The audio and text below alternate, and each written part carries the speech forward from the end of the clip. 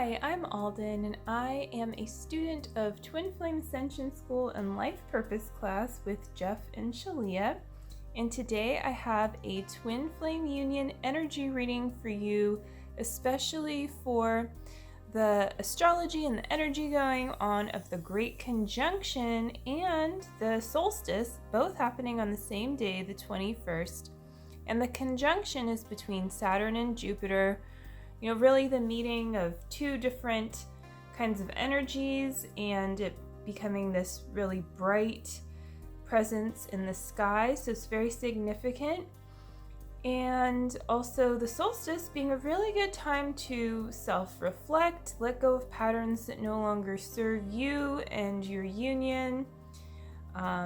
Because if you're holding on to patterns or false identities, even as immediately pleasing as they may seem to be, they will make it more difficult for your twin flame to recognize you and harmonize with you, because that's just not who you truly are, and your twin flame recognizes the true you and loves the true you. So that's a really good motivation, hopefully, if you weren't already feeling motivated to really be self-reflective and go deeper with planning out your purpose at this time. The Aquarian energy of Jupiter and Saturn, which is represented in this Crystal Angels card that I have pulled. I've not looked at it yet, by Doreen Virtue. But the Aquarian energy there going on is really speaking to humanitarianism, power to the people, and also then how do you fit into that? How does your life purpose with you and your twin flame, your unique soul design, your essence, want to really make its way out into the world? How do you want to serve your function, essentially? How do you really desire, and what are you passionate about giving in a way that is received? It's always a good indicator, is something somehow being received? Maybe you're not initially really being able to be supported by your purpose, or maybe you are, but you can really pick up signs and synchronicities and open doors too, walk through open doors along the way. So it's a really good time right now to go deeper with planning more of what you really do desire to do and moving one step at a time towards your goals. And then on this side, I have Nature's Whispers by Angela Hartfield, and that's going to represent more of the solstice energy and just how the sun is significant, whether it's the longest day or the shortest day of the year, depending on where you live.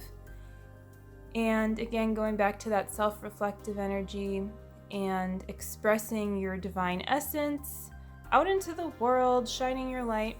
And then I have a Notes from the Universe on Abundance card by Mike Dooley, and that is going to help you really go deeper with how your purpose and abundance at this time, attracting your true divine inheritance through being, but that doesn't mean being probably not sitting around and just doing nothing. That's not actually being in the world.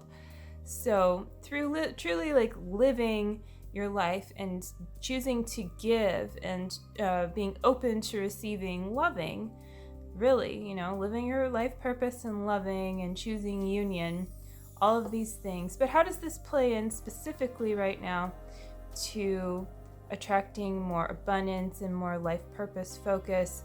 And how is that going to help you really keep vibrating higher and higher into levels of harmony between you and your twin flame in union? So let's start off with the Great Conjunction card that I've pulled, and let's see what it is. So that's a great sign. I love it. Prosperity is very Jupiter oriented. Malachite. There's a positive shift in your flow of divine support. So yes, it's a great sign, and it really, I hope, is an encouragement to you to keep going, towards where the shift is leading you into. So how do you, what really makes you feel prosperous at this time? And this doesn't necessarily speak to money and finances, but it certainly can, and it somehow does translate into something that's powerful and supportive to you in your life. Maybe you already have all the money you need. I mean, you can always do something with more, right? But maybe that's kind of taken care of, and prosperity for you right now would feel like having a little more time or something like that. And so just finding ways that these doors can open for you. This is becoming easier as you're doing your spiritual work. And there is a shift taking place, with Saturn and Jupiter moving into 0 degrees Aquarius. And so you're going with the flow. You're choosing to go with the flow, and you're choosing to receive.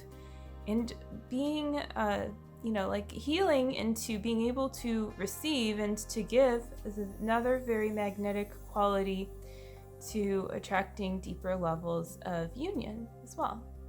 So, and I also wanted to say there's one more thing, is that Jupiter has a lot to do with inheritance and wealth and abundance and spirituality. So this really speaks to that energy. And it also speaks to Saturn, like it being, you can structure what you receive, you can apply divine order to it and your wisdom to really invest in your foundation. So we're going to move on to the left-hand side, to Nature's Whispers Oracle. And this is Let Love Be Your Beacon. And sure enough, beacon, the solstice having to do with the sun. I think that's a very nice, gentle, yet significant sign to really let your heart shine brightly. And so let good things come to you. Stop trying to control, let go of chasing after things, and do the thing that's right in front of you and finish it with love before moving on to the next thing. Now, that doesn't mean you need to eat all your food and love it, or you need to finish this project completely. But it just means not abandoning your good in order to kind of chase after something that you think you need to do instead. Really, it's okay to question yourself and be like, well, what do I really need to do?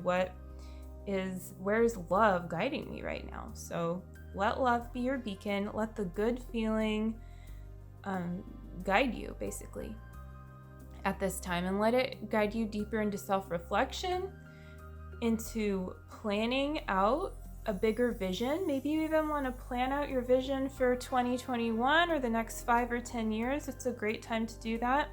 And I do highly suggest Dreams Coming True e-course, either putting it on if you already have it, or you can check it out through the links below by Jeff and Shalia.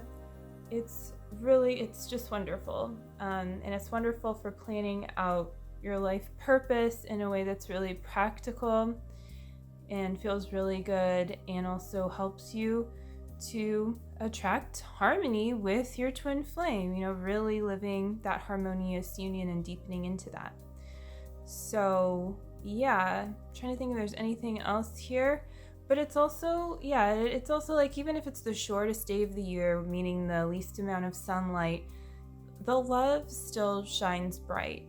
So whether it's the summer solstice or the winter solstice, there's a lot to love there, and there's a lot to appreciate about the cycle that you're going through right now, and to have faith that there's even more love on the other side of it as you're kind of crossing through something right now, because this is a big energetic shift.